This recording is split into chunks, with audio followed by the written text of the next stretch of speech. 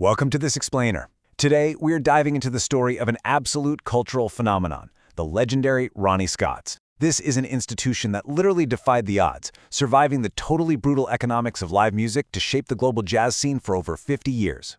We're going to explore exactly how a tiny, smoky basement in London transformed into a worldwide musical mecca, fundamentally changing how jazz was experienced in Britain. Let's get right into it. We're kicking things off with a pretty heavy endorsement from the saxophone titan himself, Sonny Rollins. He simply called it the best jazz club in the world. Now that perfectly establishes the global weight of this incredible venue. Think about it, when jazz royalty like Rollins, a guy who has played on literally every major stage across the globe, speaks about a club with that kind of ultimate reverence, you just know, without a doubt, there is some serious magic happening inside those walls. Section 1. A Soho Jazz Dream. To really appreciate what Ronnie Scott's achieved, we have to understand the rather restrictive landscape of London's music scene before 1959. On one hand, you had places like the 1950s Flamingo Club.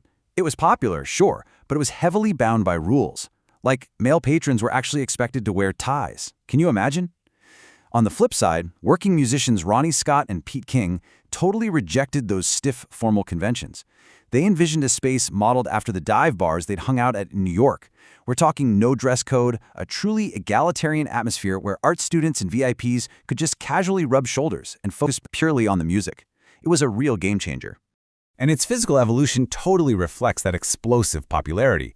Ronnie Scott's first opened its doors on October 30th, 1959 in this tiny little basement at 39 Gerrard Street in London's Chinatown.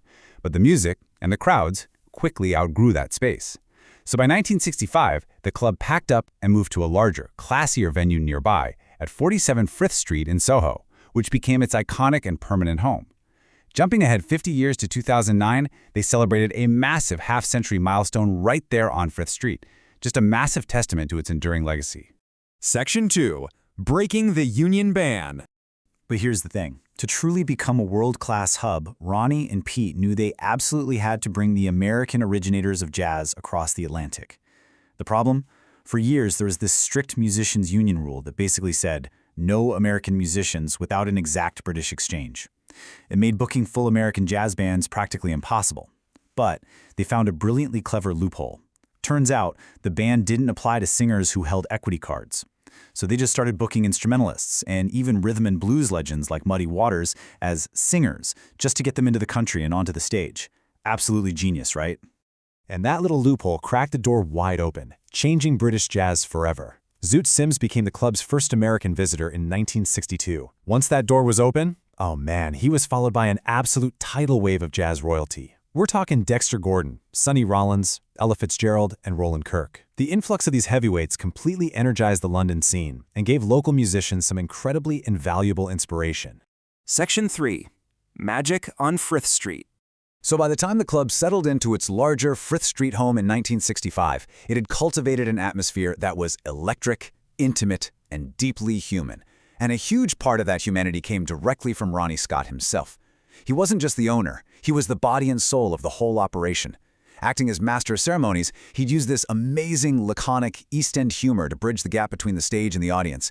He'd stand up at the microphone and deadpan things like, "First time I've seen dead people smoke. Is this mic on?"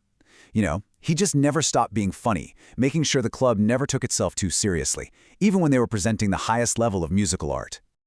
Now, what's really fascinating is the sheer reverence the visiting musicians themselves had for the space. Take Sonny Rollins again. He once admitted, "I got Ronnie to lock me in the club at night. I could play and commune with the great people who had played there before me."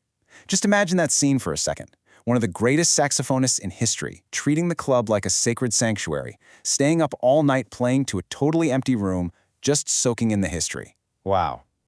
And the audience, just as unique as the performers up on stage.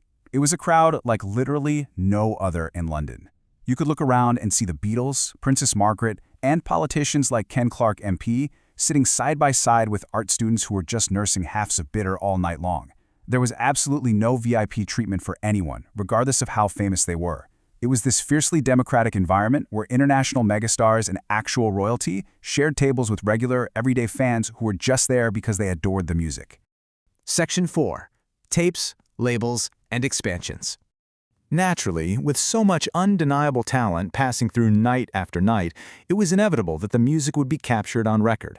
And the sheer volume of legendary live albums recorded right there at Ronnie's is staggering. It firmly cemented the club's immortality, spanning decades and crossing all sorts of musical boundaries. We're talking the Soft Machine in 1970, the incomparable Ella Fitzgerald in 1974, Nina Simone in 1984, soul legend Curtis Mayfield in 1988, and even progressive metal band Dream Theater in 1995. Because so much history was being made on their stage, setting up the Ronnie Scott's Jazz House label in 1978 was just a totally natural next step to officially release these historic genre-spanning performances. They actually even attempted to export that Ronnie Scott's magic outside of London. In October 1991, they opened a franchised offshoot in Birmingham on Broad Street. And hey, for a while, it thrived. They hosted everyone from Rolling Stones drummer Charlie Watts to some of the earliest career-launching gigs by Coldplay back in 1999 and 2000. But sadly, the financial woes really began to mount, leading to a gradual shutdown process starting in July 2001 and culminating in its final permanent closure in February 2002. That Birmingham franchise serves as a pretty stark, sobering reminder of the brutal economics of live music. The venue ultimately collapsed under a crushing £1.5 million debt. That is a massive hole to dig yourself out of. It really just goes to show how incredibly difficult it is to sustain a dedicated music venue, which makes the survival of the original London club even more miraculous, honestly. Section 5. 50 years and counting. So, despite those harsh realities of the industry we just talked about, the flagship venue has remained an unshakable cultural pillar. But you really have to ask yourself, how does a jazz club survive 50 years of soaring Soho rent and constantly changing musical tastes? In a neighborhood where cherished, historic institutions seem to disappear every single week, swallowed up by developers and rising costs, how on earth did Ronnie Scott's manage to keep the doors open for over 5 decades? Well, the answer lies in the dedication of the people who stepped in to carry the torch. Following Ronnie's sad passing in 1996, the club went through a really difficult period. But then, in 2005, new owners Sally Green and Michael Watt stepped in, and they managed to strike that delicate, incredibly difficult balance of covering modern West End overheads while vigorously maintaining the venue's authentic jazz integrity. They kept the focus squarely on the music, respected the deeply knowledgeable audience, and continued to support young musicians with jam sessions. They essentially honored the legacy that Ronnie and Pete had always championed. As we wrap up this explainer, I want to leave you with a final, provocative thought to ponder. In an era where historic live venues are constantly disappearing, what is it going to take for Ronnie Scott's to remain the world's most vital jazz sanctuary for the next 50 years? What secrets can we learn from their resilience to ensure that independent live music keeps swinging for another half-century? It's a fascinating question, and for sure one that anyone who cares about the future of live music should deeply consider.